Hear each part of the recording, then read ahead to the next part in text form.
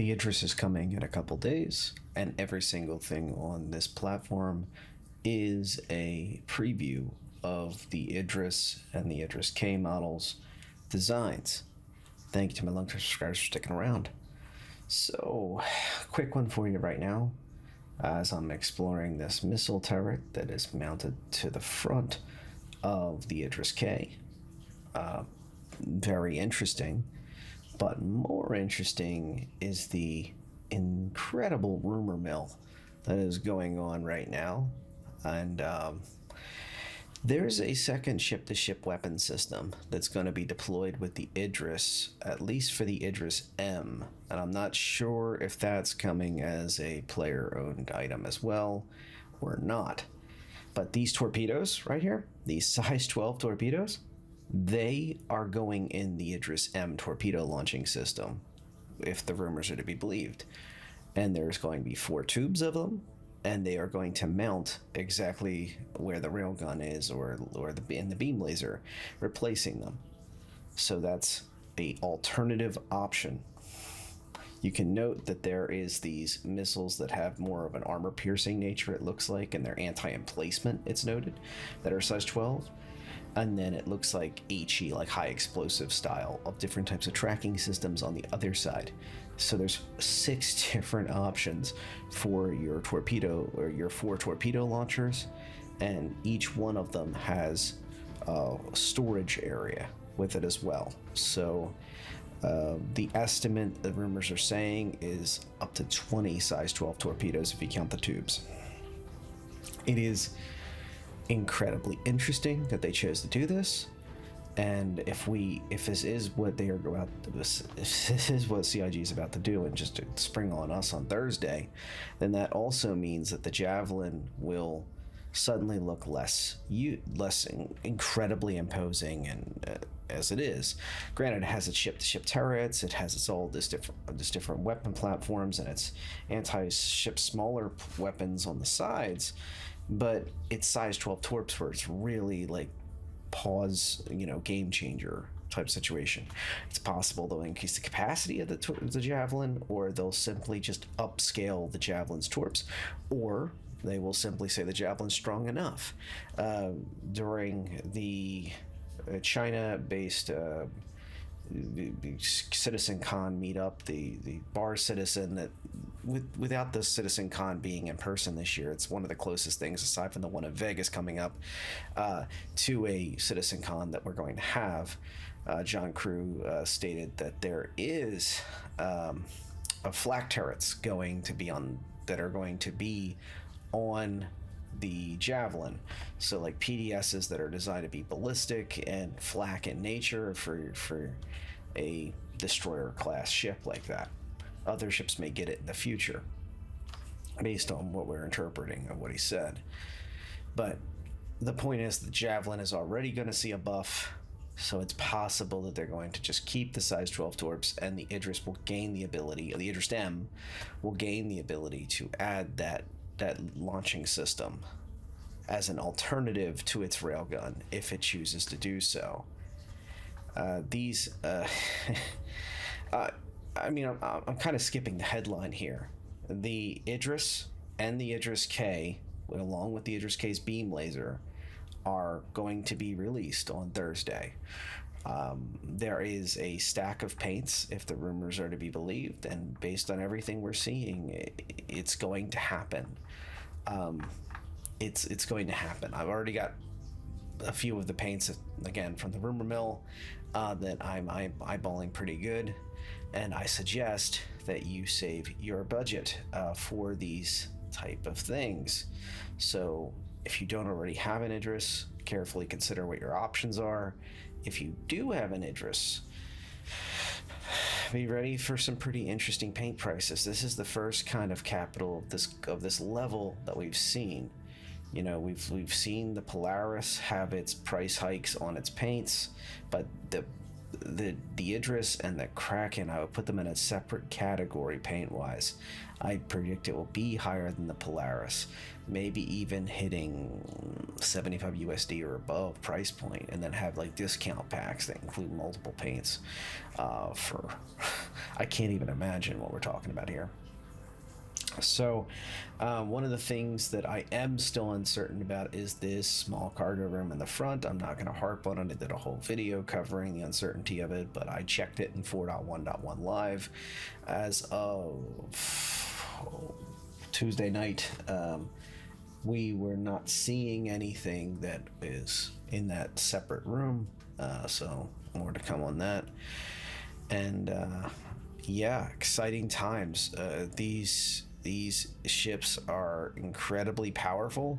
I think that a lot of the Idris series in particular will change logistics as we know it in the game, and combat logistics specifically. And it's shocking that the Idris will be in the game in players' hands before outposts, player outposts. Like even a tier 0, tier 1 type of outpost type of concept of a box on the ground that happens to do a few refinings and storage and sleeping quarters. The Idris, aside from the refinery part, is all of that. It has an incredible amount of storage. It has an incredible amount of habs. It has every single substance you can possibly dream of, and it can carry a ridiculous amount of cargo for its size. The only unknown is the maintenance and the crew capacity needs. Also, if the rumor mill is to be believed, the pilot, at least at this moment, has control of the beam laser when the K has the beam laser mounted. That I highly suspect will change once the sale is over. So once CIG has some time to kind of look at the balancing of this ship and carefully consider it, I suspect they'll at least make a tandem type thing where the pilot points the ship, someone else hits the fire button. I hate to be the bearer of bad news, but I just don't pick up the ship thinking you're going to solo it, and then be upset when it changes. As a reminder, at least as of this time, as of recording, there is no way to CCU out of this ship. So if you melt everything you got and you pick up an Idris, you're going to have to remelt everything you got, i.e. the Idris, to go buy back stuff. And a reminder, if you've CCU'd ships, you have tributed ships, you will not get the upgrade availabilities back. You'll just get the raw credit amount of everything, including the CCUs you applied. You can talk.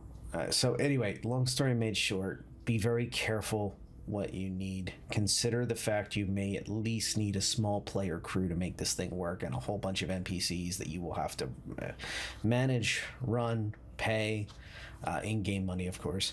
And don't forget, ship packs equal an NPC crew member without having to pay for it. But look at the size and scale of this ship. It's just not practical to do it any other way. Again, paints, consider that. And also, it is not impossible for there to be a price hike. I have been watching the ship upgrades when you hit the all radio button on there, like a Hawk. And the prices have not increased. That's the credit prices for this ship, including the Idris-P.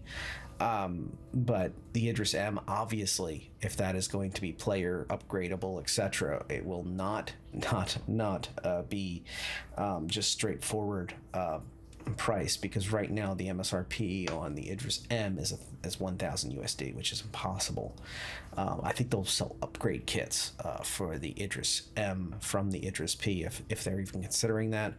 But I can tell you this much: the Idris-P and the K-Kit are coming this Thursday. It's Aegis Day at Invictus launch week, and my goodness, the servers will be on fire. So let's enjoy it. Don't forget to take on in the regular PU the Hunt the Polaris mission. It has a interesting reward. It gives you a captain's seat, the salvaged captain's seat out of the ship for free, and it's attributed to your hangar on the website. Just give it a shot. It's not that it's practically you practically can't mess up. If you don't make it out and you mess up, you can just take the mission again and then fly out there and then get credit while everyone else and you kills the Polaris. So be sure to get your free seat. And that's what I've got right now. Sorry, this is a shorter one. Size 12 Torps on the Idris. I predict a lot of melted Polaris. Be very careful on what you wish for. Be very sure. Take the tour. It's sitting in live right now. So be very sure this is the ship you want if you're considering melting almost your entire fleet or a significant portion of your fleet for a shot at the credit on this. I'm going to include in my cards the F5 war guides. As a reminder, just because I don't believe in clickbait and I don't want anybody to feel like I'm baiting them into clicking something here. As a reminder, the simplest answers is have a world clock on a browser, because the time on your computer will never be perfect. The world clock with seconds counting down is far better, milliseconds as well, preferably. It's totally free. There's a whole bunch of different versions. I have a link in that video, but anyway, to a free one if you're looking for advice on which one. But more importantly, get the ship in the cart on the first go. So on the first wave, if you get the ship in the cart and you don't manage, and try to check out, of course, but if you don't manage to check out, don't sweat it. You've already completed half the battle. Leave that tab up, leave it sitting in your cart, and then come back, alarm clock wave 2, get back there a couple minutes ahead of time, and then try to purchase. You just refresh the cart once you get there, and then just buy the cart. And that's it. So that's why, because you have less steps than everyone else, your second and third waves, and there's going to be 3 waves of rare ships this go around, means that you will have a better chance than others. And we have no idea how many ships nowadays. We can estimate based on the amount of funding per hour that hits, but that's all mixed in with non-limited ships from those events. Now, granted, non-limited ships tend to sell best at the beginning when the wave first goes up and when people first get back from work and school, etc., etc. So you can see like waves from different time zones, but overall, the wave of limited ships that are being sold are nebulous a little bit. It's always hard. We only can get estimates nowadays. It's not like the old days when CIG would tell us like straight up, like there's 300 units of this of credit, there's 300 units of war bond.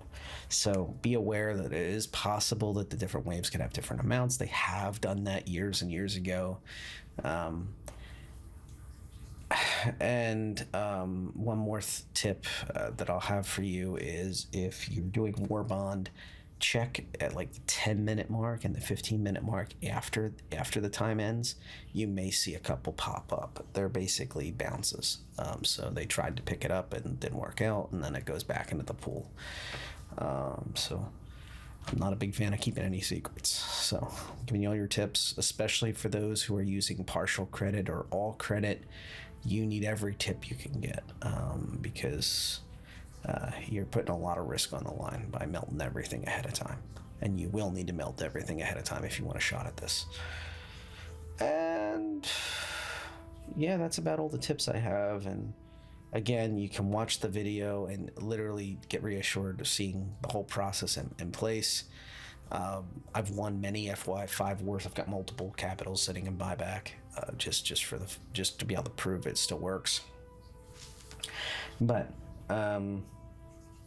from the perspective of somebody who's had this bite me a few times, I would highly recommend at least just simulating a purchase of something very, very small, like a subscriber gear or some piece of armor or something, or a small ship, and then you don't even have to finish you don't have to finish buying it. You can just cancel it out, but just simulate it, because if you haven't gone in the past year or two, you will notice some significant differences in the look of the shopping cart, where everything is exactly, and most importantly for credit buyers or partial credit buyers, where you enter the credit on the right hand side in the bottom right, and how it kind of enters. Then you have to click, then you go through the process. You have to click type, click that. And for final tip, copy and paste the exact amount of what credit you need to put in. So 1,500 or less or whatever it is. Do note, again, we have not seen any indications. We haven't heard anything about the Idris having a price increase, but it is entirely possible. So be aware of that before you melt. I would melt right before you pick it up if I was you. Just so you know all your options, you know everything going on. And yeah, don't treat this like a surprise. You know, this is a huge consideration, huge change in your fleets. All right. Best of luck. May the odds be in your favor if you're looking for one. And for everyone else who's after Idrises, happy hunting. And for those interested in crewing, I'm sure there's going to be a lot of Idrises you can go hang out on, so don't sweat it. I guarantee you'll be able to check them all out, not just the one on tour, but the ones in players' hands and in your orgs and your friends. And randoms, because they'll be desperate for anybody to help them out. Thank you for being here.